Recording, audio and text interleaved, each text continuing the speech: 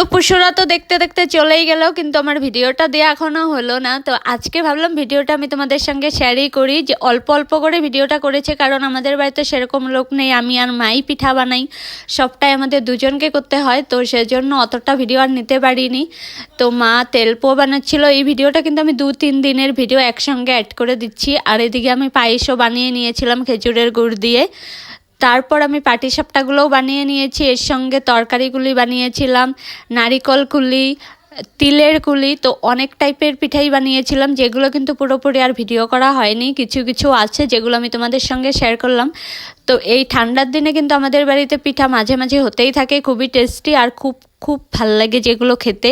তো এগুলো তো করতেই হবে, সেজন্য এগুলোই করি। তো আর যাই হোক, ভিডিওগুলো কিন্তু সবাই প্লিজ একটু দেখে সাপোর্ট করো, লাইক করো, শেয়ার করো আর সাবস্ক্রাইব করো, তাহলে আমি আরও বেশি বেশি করে ভিডিও বানাতে পারবো।